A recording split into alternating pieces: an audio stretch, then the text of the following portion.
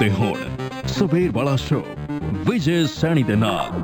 ਬਸ ਅੱਛਾ, ਹੁਣ ਕਈ ਰਿਪੋਰਟਾਂ ਇੱਕ ਤੋਂ ਬਾਅਦ ਇੱਕ ਕੱਲ ਸਾਹਮਣੇ ਆਈਆਂ ਨੇ। ਵੈਸੇ ਸਿਰਫ ਕੱਲ ਹੀ ਨਹੀਂ, ਪਿਛਲੇ ਹਫ਼ਤੇ ਤੋਂ ਚੱਲ ਰਿਹਾ ਸਿਲਸਿਲਾ ਇਹ, ਜਿਸ ਦੇ ਵਿੱਚ USA ਦੀ ਖੁਫੀਆ ਏਜੰਸੀ ਨੇ ਪਹਿਲਾਂ ਗੱਲ ਕੀਤੀ ਸੀ ਕਿ ਜੀ ਜਿਹੜਾ ਵੈਕਸੀਨ ਡਿਵੈਲਪਮੈਂਟ ਦਾ ਕੰਮ ਹੈ ਜਾਂ COVID-19 ਦੇ ਰਿਸਪੌਂਸ ਦਾ ਕੰਮ ਹੈ, ਉਹਨੂੰ ਹੈਕ ਕਰਨ ਦੀ ਕੋਸ਼ਿਸ਼ ਕੀਤੀ ਜਾ ਰਹੀ ਹੈ। ਬਾਕੀ ਮੁਲਕਾਂ ਨੇ ਤਾਂ ਫਿਰ ਵੀ ਥੋੜ੍ਹਾ ਜਿਹਾ ਓਲਾ ਰੱਖ ਕੇ ਗੱਲ ਕੀਤੀ। ਉਹਨਾਂ ਨੇ ਤਾਂ ਸਿੱਧਾ ਹੀ ਫਾਇਰ ਕਰਤਾ ਸੀ ਵੀ ਜੀ ਇਹ ਚਾਈਨਾ ਵੱਲੋਂ ਹੈਕਿੰਗ ਦੀ ਕੋਸ਼ਿਸ਼ਾਂ ਕੀਤੀਆਂ ਜਾ ਰਹੀਆਂ ਨੇ। ਪਿਛਲੇ ਹਫ਼ਤੇ ਕੈਨੇਡਾ ਦੀਆਂ ਸਿਕਿਉਰਿਟੀ ਏਜੰਸੀਜ਼ ਨੇ ਵੀ ਅਜਿਹੀਆਂ ਵਾਰਨਿੰਗਸ ਜਾਰੀ ਕੀਤੀਆਂ ਸੀ।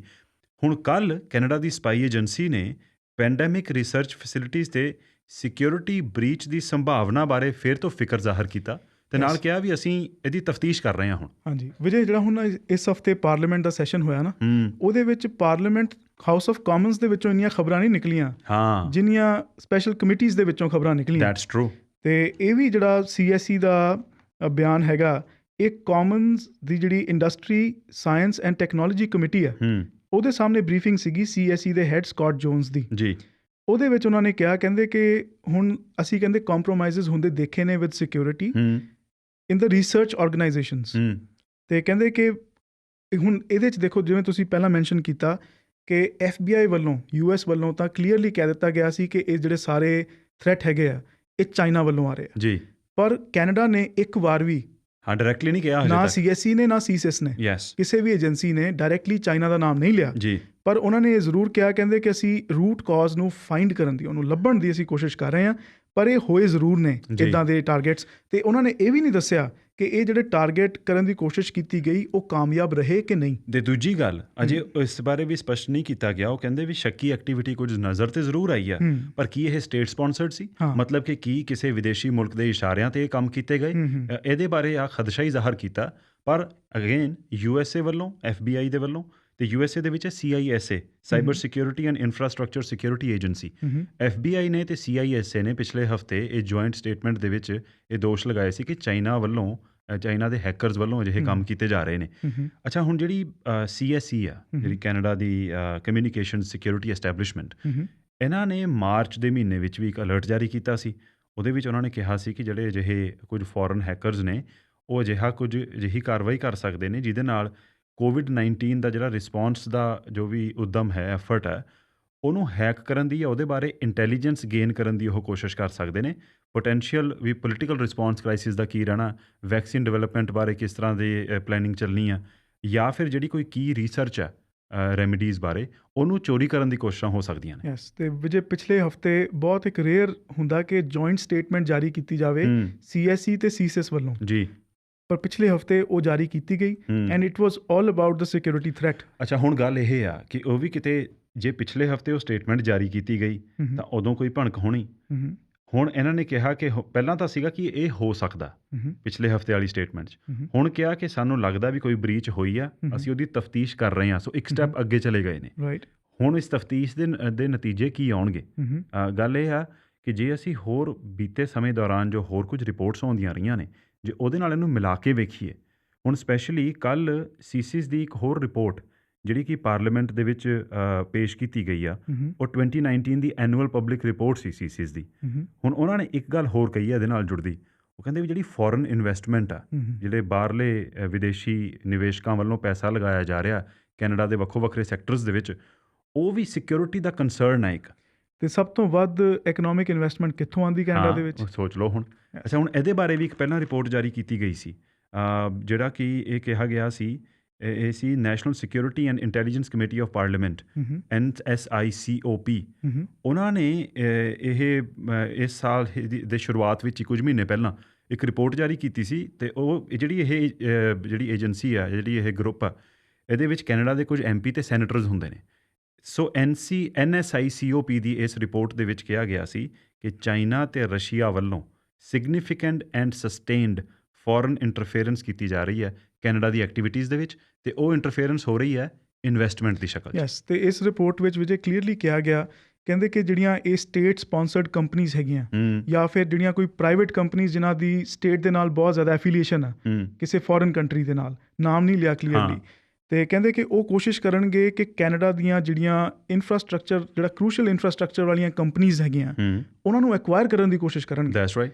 ਤੇ ਐਕਵਾਇਰ ਕਰਕੇ ਉਹ ਇੱਥੇ ਨਾ ਸਿਰਫ ਇਕੋਨਮੀ ਨੂੰ ਕੰਟਰੋਲ ਕਰਨ ਦੀ ਕੋਸ਼ਿਸ਼ ਕਰਨਗੇ ਪਰ ਇੱਥੇ ਦੀ ਜਿਹੜੀ ਪੋਲਿਟੀ ਹੈ ਪੋਲਿਟਿਕਸ ਤੇ ਇੱਥੇ ਦੀ ਜਿਹੜੀਆਂ ਡਿਫੈਂਸ ਨਾਲ ਰਿਲੇਟਡ ਜਿਹੜੀਆਂ ਇਨਫੋਰਮੇਸ਼ਨ ਹੈ ਉਹਨੂੰ ਉਹਦੇ ਬਾਰੇ ਜਾਸੂਸੀ ਕਰਨ ਦੀ ਕੋਸ਼ਿਸ਼ ਕਰਨਗੇ। ਜਿਹੜੀਆਂ ਸਟ੍ਰੈਟੇਜਿਕ ਐਸਟੈਬਲਿਸ਼ਮੈਂਟਸ ਨੇ ਨਾ ਹੁਣ ਉਹਨਾਂ ਦੇ ਵਿੱਚ ਜਿਹੜਾ ਇਸ ਤਰ੍ਹਾਂ ਦਾ ਨਿਵੇਸ਼ ਹੈ ਜਾਂ ਜਿਹੜੇ ਹੁਣ ਮੈਨੂੰ ਯਾਦ ਹੈ ਵਾਸੂ ਤਕਰੀਬਨ 8-10 ਸਾਲ ਪਹਿਲਾਂ ਇੱਕ ਬਹੁਤ ਵੱਡੀ ਕੈਂਪੇਨ ਚੱਲੀ ਸੀ ਕਿ ਜਿਹੜੀਆਂ ਕੁਝ ਚਾਈਨੀਜ਼ ਕੰਪਨੀਜ਼ ਨੇ ਸਟੇਟ ਓਨਡ ਕੰਪਨੀਜ਼ ਨੇ ਉਹ ਕੈਨੇਡਾ ਦੇ ਆਇਲ ਐਂਡ ਗੈਸ ਸੈਕਟਰ ਦੇ ਵਿੱਚ ਨਿਵੇਸ਼ ਕਰਨਾ ਚਾਹ ਰਹੇ ਸੀ ਤੇ ਉਸ ਵੇਲੇ ਸੀ ਹਾਰਪਰ ਸਰਕਾਰ ਸੀ, ਉਹਨਾਂ ਨੇ ਉਹ ਜਿਹੜਾ ਅਟੈਂਪਟ ਸੀ ਉਹਨੂੰ ਬਲੌਕ ਕਰ ਦਿੱਤਾ ਸੀ ਨੈਸ਼ਨਲ ਸਿਕਿਉਰਿਟੀ ਦੇ ਨਾਮ ਤੇ ਹੀ। ਹੁਣ ਜਿਹੜੇ ਇਸ ਤਰ੍ਹਾਂ ਦੀਆਂ ਹੋਰ ਐਕੁਇਜ਼ੀਸ਼ਨਸ ਨੇ ਉਹ ਕਹਿੰਦੇ ਵੀ ਜਿਹੜੀ ਕਾਰਪੋਰੇਟ ਐਕੁਇਜ਼ੀਸ਼ਨਸ ਵੀ ਹੈਗੀਆਂ ਨੇ ਨਾ ਕਿ ਵਿਦੇਸ਼ੀ ਕੰਪਨੀ ਆ ਉਹ ਇੱਥੇ ਆ ਕੇ ਕੁਝ ਖਰੀਦ ਰਹੀ ਆ। ਹੁਣ ਕੀ ਉਹ ਵਿਦੇਸ਼ੀ ਕੰਪਨੀ ਡਾਇਰੈਕਟਲੀ ਕਿਸੇ ਫੋਰਨ ਸਰਕਾਰ ਦੀ ਮਲਕੀਅਤ ਅਧੀਨ ਹੈ ਜਾਂ ਫਿਰ ਉਸ ਵਿਦੇਸ਼ੀ ਕੰਪਨੀ ਨੂੰ ਚਲਾਉਣ ਵਾਲੇ ਜਿਹੜੇ ਵਿਅਕਤੀ ਨੇ ਉਹਨਾਂ ਦਾ ਕਿਸੇ ਵਿਦੇਸ਼ੀ ਸਰਕਾਰ ਦੇ ਨਾਲ ਨੇੜਲਾ ਸੰਬੰਧ ਹੈ। ਕਹਿੰਦੇ ਉਸ ਤਰ੍ਹਾਂ ਦੀਆਂ ਜਿਹੜੀਆਂ ਕੰਪਨੀਜ਼ ਨੇ ਉਹ ਕੈਨੇਡਾ ਦਾ ਕ੍ਰਿਟੀਕਲ ਇਨਫਰਾਸਟ੍ਰਕਚਰ ਸਟ੍ਰੈਟੇਜਿਕ ਸੈਕਟਰਸ ਉੱਪਰ ਕੰਟਰੋਲ ਤੇ ਜਿਹੜੀਆਂ illegal transfer of technology and expertise ਇਹ ਸਭ ਤੋਂ ਵੱਡਾ ਖਤਰਾ ਕਿ ਜਿਹੜਾ ਇੱਥੇ ਕੋਈ ਕਾਰਡ ਕੱਢੀ ਗਈ ਇੱਥੇ ਦੀ ਉਹ ਕੰਪਨੀ ਕਿਸੇ ਵਿਦੇਸ਼ੀ ਕੰਪਨੀ ਨੇ ਉਸ ਸਟਾਰਟਅਪ ਨੂੰ ਜਾਂ ਉਸ ਅਦਾਰੇ ਨੂੰ ਖਰੀਦ ਲਿਆ। ਹੁਣ ਜਿਹੜੀ ਉਹਨਾਂ ਵੱਲੋਂ ਕੋਈ ਕਾਰਡ ਕੱਢੀ ਗਈ ਸੀ ਕੋਈ ਫਾਰਮੂਲਾ ਤਿਆਰ ਕੀਤਾ ਗਿਆ ਸੀ ਉਹ ਪ੍ਰੋਪਰਟੀ ਤੇ ਉਹ ਟੈਕਨੋਲੋਜੀ ਚੋਰੀ ਹੋ ਸਕਦੀ ਹੈ। ਐਗਜ਼ੈਕਟਲੀ ਤੇ ਇਹੀ ਗੱਲ ਜਿਹੜੀ ਜੁਆਇੰਟ ਸਟੇਟਮੈਂਟ ਸੀ ਉਹਦੇ ਵਿੱਚ CSE ਵੱਲੋਂ ਕਹੀ ਗਈ ਸੀ। ਇਹ ਰਿਪੋਰਟ CSIS ਦੀ ਹੈ ਤੇ ਉਹ ਜੁਆਇੰਟ ਸਟੇਟਮੈਂਟ ਦੇ ਵਿੱਚ CSE ਨੇ ਸੇਮ ਗੱਲ ਕਹੀ ਸੀ ਕਿ ਕੈਨੇਡਾ ਦੇ ਜਿਹੜੇ ਇੰਟੈਲੈਕਚੁਅਲ ਪ੍ਰੋਪਰਟੀ ਹੈ it is a very active a very valuable target for these hackers. ਜਿਹੜੇ CSIS ਦੇ ਡਾਇਰੈਕਟਰ ਨੇ ਡੇਵਿਡ ਵਿਗਨਾਲਟ ਉਹਨਾਂ ਨੇ ਇਹ ਕਿਹਾ ਕਹਿੰਦੇ ਵੀ ਜਿਹੜਾ ਸਟੇਟ ਸਪਾਂਸਰਡ ਕਮਰਸ਼ੀਅਲ ਐਸਪੀਓਨਾਜ ਆ ਅਤੇ ਜਿਹੜੀ ਇਹ ਕਮਰਸ਼ੀਅਲ ਜਾਸੂਸੀ ਆ ਇਹ ਕੈਨੇਡਾ ਦੀ ਇਕੋਨਮੀ ਦੇ ਭਵਿੱਖ ਲਈ ਸਭ ਤੋਂ ਵੱਡਾ ਖਤਰਾ ਹੈ। ਇਹ ਜਿਹੜੀ 34 ਪੇਜਿਸ ਦੀ ਰਿਪੋਰਟ ਸੀ ਜਿਹੜੀ ਐਕਚੁਅਲੀ ਨਹੀਂ ਇਹ ਵਾਲੀ ਰਿਪੋਰਟ ਸੀ ਮੇਰੇ ਖਿਆਲ 54 ਪੇਜਿਸ ਦੀ ਤੇ ਜਿਹੜੀ ਇੱਕ ਹੋਰ ਰਿਪੋਰਟ ਜਿਹੜੀ at the beginning of this year ਜਿਹੜੀ ਉਹ NSICOP ਦੀ ਸੀ ਉਹ 34 ਪੇਜਾਂ ਦੀ report C.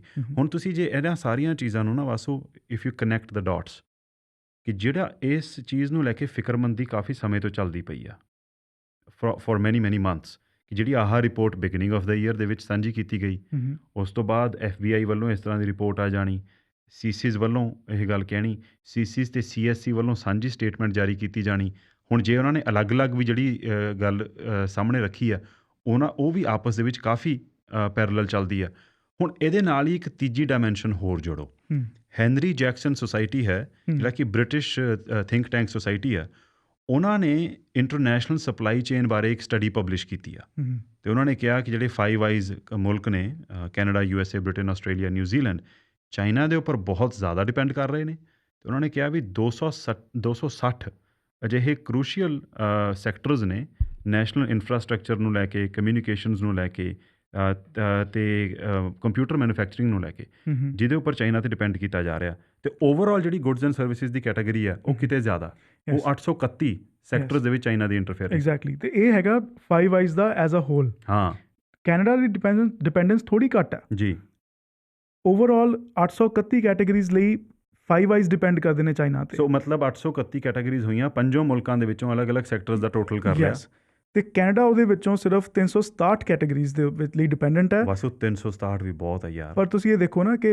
As compare to other countries Australia 595 sectors ਦੇ ਲਈ ਡਿਪੈਂਡੈਂਟ ਹੈ ਜੀ ਤੇ ਉਸ ਹਿਸਾਬ ਨਾਲ ਕੈਨੇਡਾ ਦੀ ਫਿਰ ਵੀ ਸਥਿਤੀ ਬੈਟਰ ਹੈ ਤੇ 83 ਜਿਹੜੀਆਂ ਕਰੂਸ਼ੀਅਲ ਸੈਕਟਰਸ ਨੇ ਉਹਨਾਂ ਦੇ ਲਈ ਕੈਨੇਡਾ ਡਿਪੈਂਡ ਹੈ ਚਾਈਨਾ ਤੇ ਜੀ। ਹੁਣ ਜਿਹੜੀਆਂ ਕਰੂਸ਼ੀਅਲ ਨੇ ਇਹਦੇ ਵਿੱਚ ਇੱਕ ਤਾਂ ਕਿਹਾ ਵੀ ਜਿਹੜੇ ਇਲੈਕਟ੍ਰੋਨਿਕਸ ਨੇ ਜਾਂ ਫਿਰ ਜਿਹੜੇ ਰੇਅਰ ਅਰਥ ਮਟੀਰੀਅਲਸ ਨੇ ਜਿਹਦੇ ਵਿੱਚ ਜਿਹੜੀ ਲੇਜ਼ਰਸ ਜਾਂ ਕੰਪਿਊਟਰ ਚਿਪਸ ਸਮਾਰਟਫੋਨ ਬਣਾਉਣ ਵਾਲੀਆਂ ਜਿਹੜੀਆਂ ਚੀਜ਼ਾਂ ਨੇ ਅਤੇ ਜਿਹੜਾ ਮਿਲਟਰੀ ਇਕਵਿਪਮੈਂਟ ਆ ਉਹਨੂੰ ਮੈਨੂਫੈਕਚਰ ਕਰਨ ਵਾਲਾ ਜਿਹੜਾ ਸਮਾਨ ਹੈ ਉਹ ਅਸੀਂ ਚਾਈਨਾ ਦੇ ਉੱਪਰ ਕਾਫੀ ਡਿਪੈਂਡ ਕਰ ਰਹੇ ਹਾਂ ਉਹਦੇ ਵਾਸਤੇ। ਜੇ 87% ਆਫ ਆਲ ਦ ਲੈਪਟਾਪਸ ਜਿਹੜਾ R made in China and 78% of all cell phones R made in China ਜਿਹੜੇ ਕੈਨੇਡਾ 'ਚ ਯੂਜ਼ ਹੋ ਰਹੇ।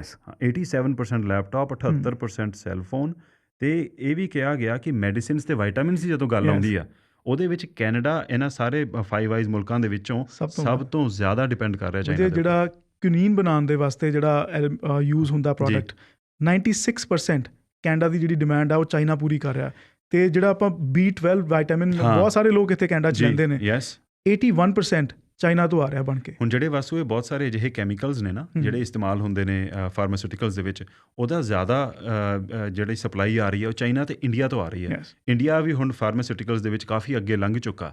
ਹੁਣ ਗੱਲ ਇੱਥੇ ਹੀ ਆਉਂਦੀ ਹੈ, if not China then which country. ਹੁਣ ਇੱਕ ਤੇ ਉਧਰ ਨੂੰ ਗੱਲ ਚੱਲਣੀ ਸ਼ੁਰੂ ਹੋਏਗੀ, ਪਰ ਨਾਲ ਦੀ ਨਾਲ ਇਹ ਦੇਖੋ ਇਹਦੇ ਦੋ ਪਹਿਲੂ ਨੇ। ਜਾਂ ਤੇ ਤੁਸੀਂ ਚਾਈਨਾ ਤੇ ਡਿਪੈਂਡੈਂਸ ਘਟਾ ਦਿਓ, ਠੀਕ ਹੈ, ਸਾਰਾ ਕੁਝ ਇੱਥੇ ਕਰ ਲਓ, ਫਿਰ ਕਾਸਟ ਕਿੱਥੇ ਜਾਣੀ ਆ। ਜਿਹੜੇ ਪ੍ਰਾਈਸਿਸ ਅਦਾ ਕਰਨ ਦੇ ਅਸੀਂ ਆਦੀ ਹੋ ਚੁੱਕੇ ਹਾਂ, ਜਿਸ ਤਰ੍ਹਾਂ ਦੇ ਸਟੈਂਡਰਡ ਆਫ ਲਿਵਿੰਗ ਦੇ ਅਸੀਂ ਆਦੀ ਹੋ ਚੁੱਕੇ ਹਾਂ, ਉਹ ਇਸੇ ਕਰਕੇ ਮੁਮਕਿਨ ਹੋ ਸਕਿਆ ਕਿਉਂਕਿ ਚਾਈਨਾ ਵਰਗੇ ਮੁਲਕਾਂ ਤੋਂ ਘੱਟ ਚੀਪ ਲੇਬਰ ਦਾ ਇਸਤੇਮਾਲ ਕਰਕੇ ਜੋ ਸਮਾਨ ਬਣਾਇਆ ਜਾਂਦਾ ਉਹ ਲੋਕਾਂ ਨੂੰ ਵੀ ਇੱਥੇ ਸਸਤਾ ਮਿਲ ਜਾਂਦਾ ਅਤੇ ਉਸ ਭਾਅ 'ਤੇ ਵੇਚਣ ਦੇ ਬਾਵਜੂਦ ਜਿਹੜੇ ਕਾਰਪੋਰੇਸ਼ਨਸ ਨੇ ਉਹਨਾਂ ਦੇ ਮੁਨਾਫੇ ਵੀ ਨਹੀਂ ਘਟਦੇ। ਰਾਈਟ। ਹੁਣ ਦੇਖੋ ਵਿਜੇ, ਗੱਲ ਕਰੀਏ ਸਟ੍ਰੈਟਜੀ ਦੀ। ਗੱਲ ਹੁਣ ਤੁਸੀਂ ਰਿਪੋਰਟਸ ਜਾਰੀ ਕਰਾਤੀਆਂ CSE ਦੀਆਂ ਵੀ, CSIS ਦੀਆਂ ਵੀ, 5 ਆਈਜ਼ ਦੀਆਂ ਵੀ, ਤੁਸੀਂ ਜੁਆਇੰਟ ਇੱਕ ਅਨਾਊਂਸ ਕਰਾਤਾ ਕਿ ਚਾਈਨਾ ਦੇ ਉੱਤੇ ਡਿਪੈਂਡੈਂਸੀ ਘਟਾਓ ਜੀ। ਇਹ ਸਾਰੇ ਬਿਆਨ ਨੇ। ਕੀਤਾ ਕੀ ਗਿਆ ਕਿ ਔਨ ਗਰਾਊਂਡ ਹੋਇਆ ਕੀ ਹੈ। ਹੁਣ ਤੁਸੀਂ ਇਹ ਦੇਖੋ, ਜਾਪਾਨ ਨੇ ਜਿਹੜਾ ਸਟਿਮੂਲਸ ਪੈਕੇਜ ਅਨਾਊਂਸ ਕੀਤਾ ਸੀ ਕਰੋਨਾ ਵਾਇਰਸ ਦੇ ਕਰਕੇ, ਉਹਦੇ ਵਿੱਚ $2.2 ਬਿਲੀਅਨ ਉਹਨਾਂ ਨੇ ਆਪਣੀਆਂ ਕੰਪਨੀਆਂ ਨੂੰ ਦਿੱਤੇ ਕਿ ਉਹ ਆਪਣੀ ਪ੍ਰੋਡਕਸ਼ਨ ਚਾਈਨਾ ਤੋਂ ਕੱਢ ਕੇ ਜਾਪਾਨ ਦੇ ਵਿੱਚ ਵਾਪਸ ਲੈ ਕੇ ਆਉਣ ਜਾਂ ਕਿਸੇ ਹੋਰ ਮੁਲਕ ਵਿੱਚ ਲੈ ਕੇ ਜਾਣ। ਚਾਈਨਾ ਦੇ ਨਾਲ ਡਿਪੈਂਡੈਂਸ ਜਿਹੜੀ ਆ ਇੱਦਾਂ ਘਟਣੀ ਹੈ। ਕੈਨੇਡਾ ਨੇ ਅਜੇ ਤੱਕ ਕੀ ਕੀਤਾ? ਅਜੇ ਤੱਕ ਹੋਇਆ ਕੁਝ ਨਹੀਂ, ਪਰ ਕੀ ਉਹਦਾ ਗਰਾਊਂਡ ਵਰਕ ਪ੍ਰੀਪੇਅਰ ਹੋ ਰਿਹਾ? ਹਾਂ, ਕੈਨੇਡਾ ਨੇ ਤਾਂ ਅਜੇ ਤੱਕ ਵਾਵੇ ਨੂੰ ਵੀ ਨਾ ਨਹੀਂ ਕੀਤੀ। ਉਹਦੇ ਬਾਰੇ ਵੀ ਕੋਈ ਕਲੀਅਰ ਡਿਸੀਜਨ ਲਿਆ ਨਹੀਂ ਗਿਆ। ਅੱਛਾ, ਹੁਣ ਇੱਕ ਗੱਲ ਹੋਰ ਆ, ਇਸੇ ਸਾਰੇ ਨੈਰੇਟਿਵ ਦੇ ਵਿੱਚ ਇਹਨੇ ਜ਼ਿਆਦਾ ਜ਼ੋਰ ਕਿਉਂ ਫੜਨਾ? ਕਿਉਂਕਿ ਚਾਈਨਾ ਦਾ ਜਿਹੜਾ ਹੁਣ ਇਕਨੋਮਿਕ ਡੋਮੀਨੈਂਸ ਹੈ, ਯਾਨੀ ਮੈਨੂਫੈਕਚਰਿੰਗ ਦੀ ਡੋਮੀਨੈਂਸ ਹੈ, ਉਹ ਇਸ ਗੱਲ ਤੋਂ ਕਲੀਅਰ ਹੁੰਦੀ ਆ। ਉਹਨਾਂ ਨੇ ਕਈ ਮੁਲਕਾਂ ਨੂੰ ਘੁਰਕੀ ਮਾਰੀ ਹੁਣ ਵੀ ਅੱਛਾ ਤੁਸੀਂ ਸਾਡੇ ਬਾਰੇ ਇਹੋ ਜਿਹੇ ਸਖਤ ਬਿਆਨ ਦਿੰਦੇ ਹੋ, ਫਿਰ ਅਸੀਂ ਵੀ ਵੇਖਦੇ ਹਾਂ ਕਿ ਤੁਹਾਨੂੰ ਆਹ ਫਲਾਨਾ ਸਮਾਨ ਭੇਜਣਾ ਕਿ ਨਹੀਂ, ਤੁਹਾਨੂੰ PPE ਚਾਹੀਦਾ। ਮਤਲਬ ਇਹ ਜਿਹੜੀ ਇਹ ਵੇਲਡ ਥ੍ਰੈਟ ਵੀ ਨਹੀਂ ਹੈ, ਸਿੱਧੇ ਸ਼ਬਦਾਂ ਦੇ ਵਿੱਚ ਧਮਕੀ ਆ ਵੀ ਇਹ ਚਾਹੀਦੇ ਨੇ ਮਾਸਕ ਮੂਸਕ ਜੇ, ਵੀ ਜਰਾ ਚੁੱਪ ਹੋ ਕੇ ਬਹਿ ਜਾਓ। ਜਾਂ ਫਿਰ ਆਸਟ੍ਰੇਲੀਆ ਵਰਗੇ ਮੁਲਕਾਂ ਨੂੰ ਕਿਹਾ ਗਿਆ ਕਿ ਸਾਨੂੰ ਵੀ ਸੋਚਣਾ ਪੈਣਾ ਕਿ ਅਸੀਂ ਆਸਟ੍ਰੇਲੀਆ ਤੋਂ ਬੀਫ ਮੰਗਾਈਏ ਕਿ ਨਾ ਮੰਗਾਈਏ, ਅਸੀਂ ਆਸਟ੍ਰੇਲੀਆ ਨੂੰ ਆਪਣੇ ਸਟੂਡੈਂਟ ਭੇਜੀਏ ਕਿ ਨਾ ਭੇਜੀਏ, ਕਿਉਂਕਿ ਆਸਟ੍ਰੇਲੀਅਨ ਇਕੋਨੋਮੀ ਵਾਸਤੇ ਇੰਟਰਨੈਸ਼ਨਲ ਸਟੂਡੈਂਟਸ ਬੜੇ ਅਹਿਮ ਨੇ। ਕੈਨੇਡਾ ਦੇ ਵਿੱਚ ਜਿਹੜਾ ਇੰਟਰਨੈਸ਼ਨਲ ਸਟੂਡੈਂਟਸ ਦੀ ਆਮਦ ਹੋਈ ਹੈ ਨਾ ਪਿਛਲੇ 5-6 ਸਾਲਾਂ 'ਚ ਇੰਨੀ ਵੱਡੀ ਗਿਣਤੀ 'ਚ, ਇਹ ਜਿਹੜਾ ਫਾਰਮੂਲਾ ਕੈਨੇਡਾ ਨੇ ਆਸਟ੍ਰੇਲੀਆ ਤੋਂ ਹੀ ਕਾਪੀ ਕੀਤਾ। ਤੇ ਆਸਟ੍ਰੇਲੀਆ ਨੇ ਵਾਵੇ ਨੂੰ ਨਾ ਕਰਤੀ ਸੀ। ਹਾਂ, ਉਸ ਤੋਂ ਬਾਅਦ ਇਹ ਸਾਰਾ ਇਹਨਾਂ ਦੇ ਵਿੱਚ ਸ਼ੁਰੂ ਹੋਇਆ। ਆਸਟ੍ਰੇਲੀਆ ਦੀ ਵਿਜੇ ਇਕੋਨਮੀ ਦੀ ਇੰਨੀ ਜ਼ਿਆਦਾ ਡਿਪੈਂਡੈਂਸ ਹੈ ਚਾਈਨਾ ਤੇ, ਬਿਕਾਜ਼ ਦੇ ਆਰ ਨੇਬਰਸ। ਹਾਂ, ਨੇੜੇ ਪੈਂਦੇ ਬਹੁਤ ਜ਼ਿਆਦਾ। ਉਹਨਾਂ ਦਾ ਆਰਥਿਕ ਜਿਹੜਾ ਆਪਸ ਦੇ ਵਿੱਚ ਜਿਹੜਾ ਵਪਾਰ ਹੈ ਬਹੁਤ ਜ਼ਿਆਦਾ ਹੈ ਜੀ।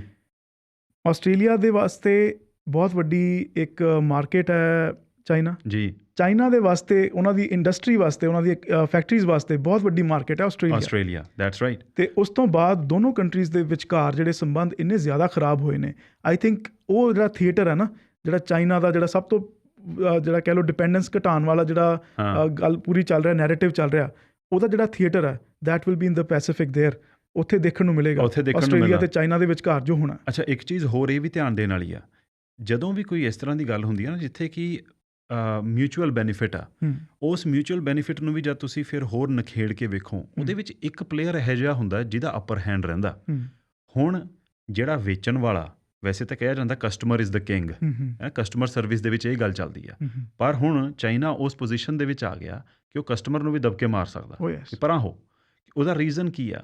ਹੁਣ ਜੇ ਮੰਨ ਲਓ ਆਸਟ੍ਰੇਲੀਆ ਨੂੰ ਉਹ ਕਹਿੰਦੇ ਨੇ ਕਿ ਜੀ ਤੁਸੀਂ ਸਾਡੇ ਤੋਂ ਸਮਾਨ ਨਹੀਂ ਲੈਣਾ, ਜਾਂ ਆਸਟ੍ਰੇਲੀਆ ਜੇ ਚਾਈਨਾ ਤੋਂ ਪਰੇ ਨੂੰ ਹੋਣਾ ਚਾਹੁੰਦੇ ਨੇ, ਤਾਂ ਉਹਦਾ ਇੱਕ ਪੋਲੀਟੀਕਲ ਸਟੋਰਮ ਪਤਾ ਕਿੱਥੇ ਹੋਣਾ? ਜੇ ਤੁਸੀਂ ਮੈਨੂਫੈਕਚਰਿੰਗ ਕਿਸੇ ਐਸੀ ਥਾਂ 'ਤੇ ਲੈ ਕੇ ਜਾਂਦੇ ਹੋ ਜਿਹਦੇ ਕਰਕੇ ਜਿਹੜਾ ਸਮਾਨ ਆਮ ਲੋਕ ਯੂਜ਼ ਕਰ ਰਹੇ ਨੇ ਉਹ ਮਹਿੰਗਾ ਹੋ ਜਾਂਦਾ, ਉਹਦਾ ਫਿਰ ਪੋਲੀਟੀਕਲ ਅਪਹੀਵਲ ਬਹੁਤ ਹੋ ਜਾਣੀ ਆ। ਲੋਕਾਂ ਨੇ ਸਰਕਾਰ ਦੇ ਉੱਪਰ ਨਜ਼ਲਾ ਝਾੜਨਾ ਕਿ ਜੀ ਤੁਹਾਡੇ ਕਰਕੇ ਸਾਡੀ ਕਾਸਟ ਆਫ ਲਿਵਿੰਗ ਵੱਧ ਗਈ ਆ। ਚਾਈਨਾ ਦਾ ਇੱਕ ਜਿਹੜਾ ਇਹ ਓਵਰਆਲ ਸਟ੍ਰੈਟੇਜਿਕ ਲਗਾ ਲਓ ਜਿਹੜਾ ਇੱਕ ਪੈਂਤੜਾ ਰਿਹਾ ਕਿ ਉਹ ਉਹਨਾਂ ਆਈਟਮਸ ਦੇ ਵਿੱਚ ਨਹੀਂ ਐਂਟਰ ਕੀਤੇ ਜਿਹੜੀਆਂ ਕਿ ਵੱਡੀਆਂ, ਕਿ ਜੀ ਆਹ ਟੈਂਕ ਖਰੀਦ ਲਿਆ ਜਾਂ ਜਹਾਜ਼ ਬਣਾ ਕੇ ਭੇਜ ਦਿੱਤੇ ਜਾਂ ਹੈਵੀ ਮਸ਼ੀਨਰੀ ਆ ਬਹੁਤ ਜਿਹੜੀ ਕਿ ਆਮ ਲੋਕ ਸਾਡੀ ਰੋਜ਼ਮਰਰਾ ਜ਼ਿੰਦਗੀ ਦੇ ਵਿੱਚ ਜਿਹੜੀ ਚਾਈਨਾ ਤੋਂ ਬਣ ਕੇ ਆਉਣ ਵਾਲੀਆਂ ਚੀਜ਼ਾਂ ਨੇ, ਕੰਜ਼ਿਊਮਰ ਗੁੱਡਸ ਨੇ, ਉਹਦੇ ਵਿੱਚ ਆ ਗਏ ਨੇ। ਐਜ਼ ਯੂ ਸ਼ੇਅਰਡ ਵੀ 87% ਲੈਪਟਾਪ ਜਿਹੜੇ ਅਸੀਂ ਯੂਜ਼ ਕਰ ਰਹੇ ਹਾਂ, 78% ਸੈੱਲਫੋਨ ਜਿਹੜੇ ਇਸਤੇਮਾਲ ਕੀਤੇ ਜਾ ਰਹੇ ਨੇ ਕੈਨੇਡਾ 'ਚ, ਉਹ ਚਾਈਨਾ ਤੋਂ ਬਣ ਕੇ ਆਉਂਦੇ। And it's not to say ਕਿ ਹੈਵੀ ਮਸ਼ੀਨਰੀ ਉੱਥੇ ਬਣ ਹੀ ਨਹੀਂ ਰਹੀ, ਉਹ ਵੀ ਬਹੁਤ ਜ਼ਿਆਦਾ ਬਣ ਰਹੀ ਹੈ। ਯੈਸ। ਤੇ ਵਿਜੇ, ਇਹ ਤਾਂ ਹੋ ਗਿਆ ਸਿਰਫ ਇਕਨੋਮਿਕ ਪਰਸਪੈਕਟਿਵ, ਜਿਹੜਾ ਇਹਨਾਂ ਦਾ ਬੈਲਟ ਐਂਡ ਰੋਡ ਇਨੀਸ਼ੀਏਟਿਵ ਹੈਗਾ। ਯੈਸ, ਉਹ ਤਾਂ ਪੂਰੀ ਤਰ੍ਹਾਂ ਕਹਿ ਲਓ ਕਿ ਉਹਨਾਂ ਨੇ ਪੂਰੇ ਦੇ ਪੂਰੇ ਮੁਲਕ ਹੀ ਗਿਰਵੀ ਰਖਾ ਲਏ ਨੇ। ਬਸ ਉਹ ਬੈਲਟ ਐਂਡ ਰੋਡ ਇਨੀਸ਼ੀਏਟਿਵ ਹੈ। ਅਫਰੀਕਨ ਕੰਟੀਨੈਂਟ ਤੇ ਕਿੰਨੇ ਮੁਲਕਾਂ ਦੇ ਵਿੱਚ ਚਾਈਨਾ ਨੇ ਇੰਨੀ ਹੈਵੀ ਇਨਫਰਾਸਟ੍ਰਕਚਰ ਦੇ ਵਿੱਚ ਇਨਵੈਸਟਮੈਂਟ ਕੀਤੀ ਹੈ। ਉੱਥੇ ਦੀਆਂ ਸਰਕਾਰਾਂ ਦੇ ਵਿੱਚ ਉਹਨਾਂ ਦਮ ਨਹੀਂ ਸੀ ਕਿ ਲੋਕਾਂ ਵਾਸਤੇ ਉਸ ਤਰ੍ਹਾਂ ਦੀ ਇਨਵੈਸਟਮੈਂਟ ਕਰ ਸਕਦੇ। ਚਾਈਨਾ ਨੇ ਆਪਣੀਆਂ ਕੰਪਨੀਆਂ ਭੇਜ ਕੇ ਜਾਂ ਡਾਇਰੈਕਟਲੀ ਸਟੇਟ ਓਨਡ ਕੰਪਨੀਜ਼ ਦੇ ਰਾਹੀਂ ਉੱਥੇ ਇੰਨੇ ਪੈਸੇ ਪੰਪ ਕਰ ਦਿੱਤੇ ਕਿ ਬੇਸਿਕਲੀ ਜਿਹੜੀਆਂ ਉਹ ਸਰਕਾਰਾਂ ਨੇ ਉਹ ਹੁਣ ਚਾਈਨਾ ਦੀਆਂ ਇੱਕ ਤਰ੍ਹਾਂ ਤੁਸੀਂ ਲਗਾ ਲਓ ਕਿ ਉਹਦੇ ਅਹਿਸਾਨ ਥੱਲੇ ਦੱਬੀਆਂ ਹੋਈਆਂ। ਇੰਡੀਆ ਦੇ ਨੇਬਰਹੁੱਡ ਦੇ ਵਿੱਚ ਤੁਸੀਂ ਦੇਖੋ ਸ਼੍ਰੀਲੰਕਾ ਤੇ ਪਾਕਿਸਤਾਨ ਦਾ ਗਵਾਦਰ ਜਿਹੜਾ ਪੂਰਾ ਜਿਹੜਾ ਕੋਰੀਡੋਰ ਪੂਰਾ ਬਣਾਤਾ ਉਹਨਾਂ ਨੇ ਪੋਰਟ ਤੱਕ ਜੀ। ਤੇ ਸ਼੍ਰੀਲੰਕਾ ਦੇ ਵਿੱਚ ਉਹਨਾਂ ਨੇ ਬਹੁਤ ਸਾਰੇ ਉਹਨਾਂ ਨੇ ਡਿਵੈਲਪਮੈਂਟ ਕੀਤੀ ਹੈ ਸਪੈਸ਼ਲੀ ਸੀ ਪੋਰਟਸ ਡਿਵੈਲਪ ਕਰਨ ਦੇ ਵਿੱਚ। ਤੇ ਜੀਓਪੋਲੀਟੀਕਲ ਜਿਹੜੀ ਗੇਮ ਹੈ ਨਾ ਉਹ ਹੁਣ ਚਾਈਨਾ ਇਕੋਨਮੀ ਨੂੰ ਯੂਜ਼ ਕਰਕੇ ਖੇਡ ਰਿਹਾ। ਹੁਣ ਐਗਜ਼ੈਕਟਲੀ ਜੋ ਵਿਜੇ ਪੁਰਾਣੇ ਸਮੇਂ ਦੇ ਵਿੱਚ ਈਸਟ ਇੰਡੀਆ ਕੰਪਨੀ ਨੇ ਕੀਤਾ ਸੀ ਉਹ ਹੁਣ ਚਾਈਨਾ ਕਰ ਰਿਹਾ। ਈਸਟ ਇੰਡੀਆ ਕੰਪਨੀ ਗਈ ਸੀ ਉਹ ਇੰਡੀਆ ਵੱਲ, ਇੱਧਰ ਹਡਸਨ ਬੇ ਕੰਪਨੀ ਆਈ ਸੀ ਬ੍ਰਿਟਿਸ਼ ਨੇ। ਜਿਹੜਾ ਇੱਥੇ ਜਿਹੜੇ ਹੁਣ ਹਡਸਨ ਬੇ ਦੇ ਸਟੋਰ ਨੇ ਜੇ ਇਹਦੀ ਹਿਸਟਰੀ ਫਰੋਲੋ ਤਾਂ ਉਹ ਵੀ ਤਾਂ ਫਰ ਟ੍ਰੇਡਿੰਗ ਵਾਸਤੇ ਇੱਥੇ ਭੇਜੇ ਸੀ। ਈਸਟ ਇੰਡੀਆ ਕੰਪਨੀ ਭੇਜੀ ਇੰਡੀਆ ਵੱਲ ਵੀ ਮਸਾਲੇ ਲੈ ਲਓ ਤੇ ਹਡਸਨ ਬੇ ਕੰਪਨੀ ਵਾਲੇ ਇੱਧਰ ਭੇਜੇ ਕਿ ਐਂ ਕਰੋ ਉੱਥੇ ਜਾ ਕੇ ਫਰ ਦੀ ਟ੍ਰੇਡਿੰਗ ਕਰੋ। ਸੋ ਇਹ ਜਿਹੜਾ ਐਕਨੋਮਿਕ ਫਾਰਮੂਲਾ ਦੇ ਆਧਾਰ ਤੇ ਮੁਲਕਾਂ ਨੂੰ ਆਪਣੇ ਅਧੀਨ ਕਰਨਾ, ਇਹ ਉਹੀ ਹਿਸਟਰੀ ਆਪਣੇ ਆਪ ਨੂੰ ਰਿਪੀਟ ਕਰ ਰਹੀ ਹੈ। ਇਹ ਫਰਕ ਸਿਰਫ ਇੰਨਾ ਹੈ ਕਿ ਈਸਟ ਇੰਡੀਆ ਕੰਪਨੀ ਤੇ ਹਡਸਨ ਬੇ ਕੰਪਨੀ ਇਹਨਾਂ ਨੇ ਟ੍ਰੇਡਿੰਗ ਕੀਤੀ ਤੇ ਚਾਈਨਾ ਜਿਹੜਾ ਹੈ ਉਹ ਆਪਣਾ ਸਮਾਨ ਡੰਪ ਕਰ ਰਿਹਾ, ਮੈਨੂਫੈਕਚਰ ਕਰ ਰਿਹਾ। ਅੱਛਾ, ਇੱਕ ਗੱਲ ਇਹਦੇ 'ਚ ਹੋਰ ਵਾਸੂ ਇੰਪੋਰਟੈਂਟ ਹੈ, ਜਿਵੇਂ ਤੁਸੀਂ ਆਹ ਗੱਲ ਕਰ ਰਹੇ ਹੋ ਨਾ ਵੀ ਗਵਾਦਰ ਪੋਰਟ ਜੋ ਉੱਧਰ ਬਣਿਆ ਜਾਂ ਸਿਲਕ ਰੂਟ ਜਿਹੜਾ ਦੁਬਾਰਾ ਤੋਂ ਰਿਵਾਈਵ ਕਰਨ ਦੀ ਕੋਸ਼ਿਸ਼ ਹੋ ਰਹੀ ਆ ਜਾਂ ਇੱਧਰ ਸ਼੍ਰੀਲੰਕਾ ਦੇ ਵਿੱਚ ਪੋਰਟਸ ਬਣਾਏ। ਹੁਣ ਐਗਜ਼ੈਕਟਲੀ ਉਹੀ ਗੱਲ ਆਉਂਦੀ ਹੈ ਫੋਰਨ ਮੁਲਕਾਂ ਦਾ ਨਿਵੇਸ਼, ਫੋਰਨ ਮੁਲਕਾਂ ਵੱਲੋਂ ਕੀਤੀ ਜਾ ਰਹੀ ਇਨਵੈਸਟਮੈਂਟ। ਕਿਉਂਕਿ ਤੁਹਾਨੂੰ ਹੋ ਸਕਦਾ ਇਹ ਲੱਗੇ ਕਿ ਜੀ ਆ ਫਲਾਨੀ ਫੈਸਿਲਿਟੀ ਤੇ ਇੱਥੇ ਸ਼ਿਪਿੰਗ ਕੰਪਨੀ ਬਣਾ ਰਹੀ ਆ, ਉਹ ਤੇ ਸ਼ਿਪਿੰਗ ਕੰਪਨੀ ਬਹੁਤ ਇੰਪੋਰਟੈਂਟ ਹੈ ਸਾਡੇ ਸਾਰੇ ਆਪਰੇਸ਼ਨ ਲਈ, ਪਰ ਉਹ ਸ਼ਿਪਿੰਗ ਕੰਪਨੀ ਦੇ ਪਿੱਛੇ ਕੌਣ ਖੜਾ? ਜਿਹੜੀ ਹੁਣ ਇਹ ਅਜੋਕੀ ਲੜਾਈ ਆ, ਇਹ ਲੜਾਈ ਬੰਬਾਂ ਬੰਦੂਕਾਂ ਨਾਲ ਨਹੀਂ ਲੜੀ ਜਾ ਰਹੀ, ਇਹ ਲੜਾਈ ਮਿਲਟਰੀ ਨਾਲ ਨਹੀਂ ਲੜੀ ਜਾ ਰਹੀ। ਇਹ ਹੁਣ ਚੈੱਕ ਲਿਖੇ ਜਾ ਰਹੇ ਨੇ ਤੇ ਚੈੱਕ ਦੇ ਵਿੱਚ ਜਿੰਨੀਆਂ ਜ਼ਿਆਦਾ ਜ਼ੀਰੋਜ਼ ਹੁੰਦੀਆਂ ਨੇ ਉਨਾ ਹੀ ਜ਼ਿਆਦਾ ਭਾਰ ਪੈ ਜਾਂਦਾ ਦੂਜੇ ਪਾਸੇ ਤੇ। ਬਹੁਤ ਵੱਡੀ ਓਪਰਚੁਨਿਟੀ ਹੈ ਵਿਜੇ ਇੰਡੀਆ ਵਾਸਤੇ ਕਿ India could be the next China ਜੇ ਉਹ ਚਾਵੇ। ਪਰ ਅਜੇ ਤੱਕ ਉਹ ਕਹਿ ਲਓ ਕਿ ਪੋਲੀਟਿਕਸ ਉਹ ਸਟ੍ਰੀਮਲਾਈਨਿੰਗ ਪੋਲੀਟੀਕਲੀ ਤੇ ਕਹਿ ਲਓ ਐਡਮਿਨਿਸਟ੍ਰੇਟਿਵਲੀ ਉਹ ਹੋ ਨਹੀਂ ਪਾ ਰਹੀ। ਤੇ ਇਹ ਸਾਰਾ ਦਾ ਸਾਰਾ ਜਿਹੜਾ ਸੀਨ ਹੈ, ਜਿਵੇਂ ਅਸੀਂ ਪਹਿਲਾਂ ਵੀ ਇੱਕ ਵਾਰੀ ਗੱਲ ਕਰ ਚੁੱਕੇ ਹਾਂ, ਇਹਨੂੰ ਜੇ ਇੱਕ ਸੈਂਟੈਂਸ ਵਿੱਚ ਸਮਰਾਈਜ਼ ਕਰਨਾ ਹੋਵੇ, your iPhone is designed in California made in China. ਬਿਲਕੁਲ ਸਹੀ ਗੱਲ ਆ। ਤੇ ਜੇ ਇੰਡੀਆ ਦੇ ਪੁਆਇੰਟ ਆਫ ਵਿਊ ਤੋਂ ਗੱਲ ਹੋਵੇ ਨਾ ਵਾਸੂ, ਜੇ ਇੰਡੀਆ ਦੇ ਵਿੱਚ ਦੇਖੋ ਵਰਕਫੋਰਸ ਦੀ ਵੀ ਘਾਟ ਨਹੀਂ, ਇੰਡੀਆ ਦੇ ਵਿੱਚ ਐਜੂਕੇਟਿਡ ਵਰਕਫੋਰਸ ਦੀ ਘਾਟ ਨਹੀਂ, ਇੰਡੀਆ ਦੇ ਵਿੱਚ ਇੰਗਲਿਸ਼ ਸਪੀਕਿੰਗ ਵਰਕਫੋਰਸ ਦੀ ਘਾਟ ਨਹੀਂ। ਜਿੱਥੇ ਮੇਰੇ ਖਿਆਲ ਇੱਕ ਬਹੁਤ ਵੱਡਾ ਐਡਵਾਂਟੇਜ ਹੈ, ਜਦੋਂ ਆਹ ਸਾਰਾ ਗਲੋਬਲਾਈਜੇਸ਼ਨ ਦਾ ਦੌਰ ਸ਼ੁਰੂ ਹੋਇਆ ਸੀ ਉਦੋਂ ਇਹ ਹੋਇਆ ਸੀ China is the world's factory, India is the world's office. ਪਰ ਹੁਣ ਇੰਡੀਆ ਕੋਲ ਓਪਰਚੁਨਿਟੀ ਹੈ to also become the world's factory. India ਦੇ ਵਿੱਚ ਵਿਜੇ ਇੱਕ ਬਹੁਤ ਵਧੀਆ ਇਨੀਸ਼ੀਏਟਿਵ ਸ਼ੁਰੂ ਕੀਤਾ ਗਿਆ ਸੀ, made in India campaign, make in India campaign. ਤੇ ਉਹਦਾ ਜਿਹੜਾ ਉਹਨਾਂ ਨੇ ਉਹ ਬਣਾਇਆ ਸੀ ਨਾ ਮੈਸਕਟ ਸ਼ੇਰ ਜਿਹੜਾ ਨਟ ਬੋਲਟ ਵਾਲਾ, ਜਿਹੜੀਆਂ ਉਹ ਗਰਾਰੀਆਂ ਜੀਆਂ ਸੀਗੀਆਂ, ਉਹ ਵੀ ਚਾਈਨਾ ਤੋਂ ਬਣ ਕੇ ਆਇਆ ਸੀ। ਤੇ ਦੈਟ ਇਜ਼ ਦ ਰਿਐਲਿਟੀ। ਤੇ ਇੰਡੀਆ ਦੇ ਵਿੱਚ ਜਿੰਨੇ ਵੀ ਸਮਾਰਕ ਬਣਾਏ ਜਾ ਰਹੇ ਨੇ ਉਹ ਸਾਰਾ ਮੈਟਲ ਚਾਈਨਾ ਤੋਂ ਆ ਰਿਹਾ। ਤੇ ਸੱਚਾਈ ਇਹ ਹੈ। ਤੇ ਉੱਪਰ ਜੇ ਪੋਲੀਟੀਕਲ ਵਿਲ ਹੋਵੇ, ਜੇ ਸਟ੍ਰੀਮਲਾਈਨਿੰਗ ਹੋਵੇ ਤਾਂ ਇੰਡੀਆ ਦੇ ਲਈ ਓਪਰਚੁਨਿਟੀ ਬਹੁਤ ਵੱਡੀ ਹੈ, ਜ਼ਬਰਦਸਤ। ਕਿਉਂਕਿ ਹੁਣ ਪੂਰੇ ਦਾ ਪੂਰਾ ਜਿਹੜਾ ਵਰਲਡ ਹੈ ਉਹ ਮੋਬਿਲਾਈਜ਼ ਹੋ ਰਿਹਾ ਕਿ ਚਾਈਨਾ ਦੇ ਵਿੱਚੋਂ ਪ੍ਰੋਡਕਸ਼ਨ ਜਿਹੜੀ ਆ ਬਾਹਰ ਕੱਢੀ ਜਾਵੇ। ਇੱਕ ਯੂਨੈਨਿਮਸ ਉੱਤੇ ਵਿਲ ਹੈਗੀ ਆ। ਤੇ ਹੁਣ ਕਿੱਥੇ ਜਾਏਗੀ ਦੂਜੀ ਓਪਰਚੁਨਿਟੀ? ਚੀਪ ਲੇਬਰ ਜੇ ਚਾਈਨਾ ਦੇ ਵਿੱਚ ਨਹੀਂ ਤਾਂ ਹੋਰ ਕਿੱਥੇ ਆ? ਜਾਂ ਇੰਡੀਆ 'ਚ ਹੈ ਜਾਂ ਇੱਧਰ ਮੈਕਸੀਕੋ ਵਾਲੇ ਪਾਸੇ। ਪਰ ਮੈਕਸੀਕੋ ਨੂੰ ਡੋਨਲਡ ਟਰੰਪ ਬਹੁਤਾ ਪਸੰਦ ਨਹੀਂ ਕਰਦੇ। ਅੱਛਾ, ਹੁਣ ਇੱਥੇ ਸਿੰਸ ਜੇ ਡੋਨਲਡ ਟਰੰਪ ਦੀ ਗੱਲ ਕਰ ਹੀ ਲਈਏ, ਚਾਈਨਾ ਦੀ ਗੱਲ ਹੋ ਰਹੀ ਆ, ਵਾਸੂ ਕੋਈ ਹੈਰਾਨੀ ਨਹੀਂ ਹੋਣੀ ਕਿ ਲੋਕੀ ਹੌਲੀ ਹੌਲੀ ਟਰੰਪ ਪਿੱਛੇ ਲਾਮਬੰਦ ਹੋਣੇ ਸ਼ੁਰੂ ਹੋ ਜਾਣ। ਜਾਂ ਜਿਹੜੇ ਮੁਲਕਾਂ ਦੀ ਪੋਲੀਟਿਕਸ ਆ, ਟਰੰਪ ਦੀ ਗੱਲ ਸਿਰਫ ਇਹ ਆ ਕਿ ਉਹ ਆਪਣੇ ਲਫ਼ਜ਼ਾਂ ਨੂੰ ਨਾਪ ਤੋਲ ਕੇ ਨਹੀਂ ਬੋਲਦੇ, ਪਰ ਗੱਲ ਤੇ ਟਰੰਪ ਨੇ ਵੀ ਇਹੋ ਕੀਤੀ ਸੀ ਵੀ ਚਾਈਨਾ ਤੋਂ ਮੈਨੂਫੈਕਚਰਿੰਗ ਕੱਢੋ, China is ripping off the US।